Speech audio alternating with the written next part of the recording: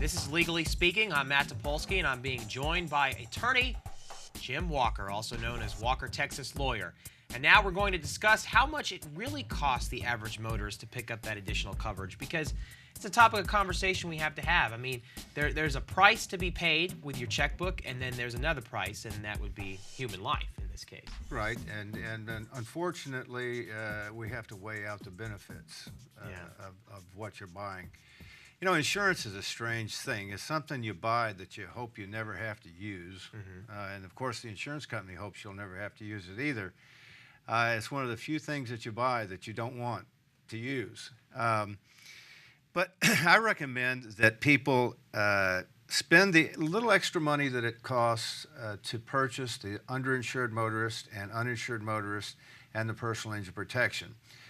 The vast majority of the cost in automobile insurance is going to be for the collision because of the property damage, the vehicle itself, and for the liability, that which protects the other fellow in case you're at fault.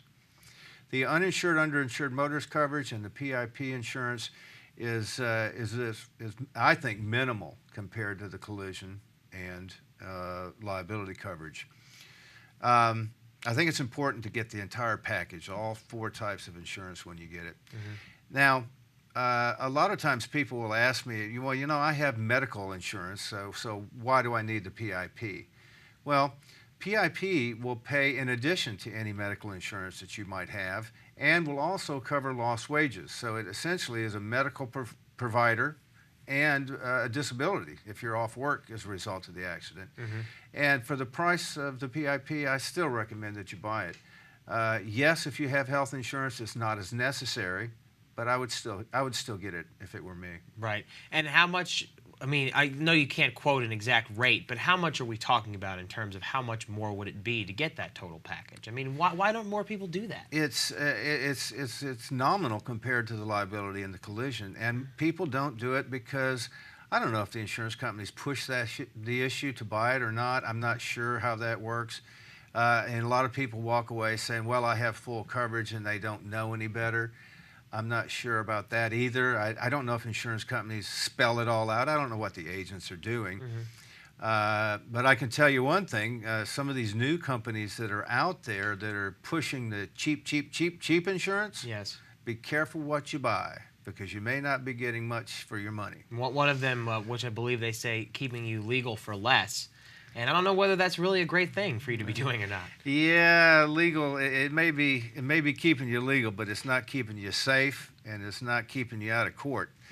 I do know that we file suit more often against some of these what I call fly-by-night carriers than we do some of the bigger name carriers. I can't really go into who they are, but they're a little remiss in their coverage, and they're a little difficult to deal with.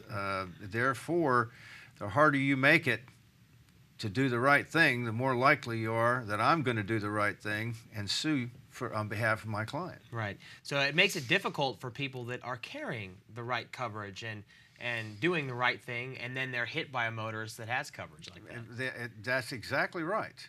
That's exactly right. Which, again, I know we've beat this horse as much as we can. I hearken back to having uninsured and underinsured motorist coverage. Think about yourself and think about your family. If you're going to buy insurance, buy a little for yourself as well.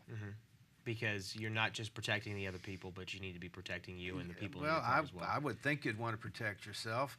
You know, there's another insurance that's out there, Matt, that's called gap insurance. Okay. Now, gap insurance is a strange beast, but I think is a very good quality product. Gap insurance covers your vehicle for the difference between what you owe and what it's worth. When you're involved in an accident, and whether it's your fault or their fault or whoever's fault it is, you only get from the insurance company what the vehicle's worth, not what you owe. You may owe $15,000 for your car, and it may only be worth $10,000. And that never happens where people are underwater. It happens. It happens most of the time, quite unfortunately. Yeah. A lot of people are upside down in their vehicles. They're upside down. Their car is worth less than they owe on it. And you can buy gap insurance when you purchase a vehicle that will cover the difference between what you owe and what it's worth. And that may be quite a bit sometimes. I've had clients where the gap in there was several $1,000s, and they're very disappointed because they never understood that the insurance companies only pay what the car is worth, not what you owe. But I can tell you that is the case, and that is the truth. Another instance on carrying gap insurance would be if you were in a lease vehicle. It's very important to carry gap insurance as well on that, because when you turn that vehicle in and it's been in an accident, you'll want to make sure that you're covered for the gap between what it's worth and what it's worth when you bring it in. Absolutely. What it's supposed to be worth when you bring it in. Absolutely. It sounds like something that's very important right now, considering how many vehicles are being leased and how many people are underwater in their vehicles right now, considering the state of the economy. Absolutely. Absolutely. Gap insurance is a fairly minimal charge coverage, and I think you get a lot of bang for the buck if you've been in an accident, because the value of your vehicle, especially on a lease vehicle, goes down if it's been in a wreck. And you're going to be held accountable for the value that they assign to that vehicle upon its return. Right. In other words, your lease was based on the time and the miles you drove that car.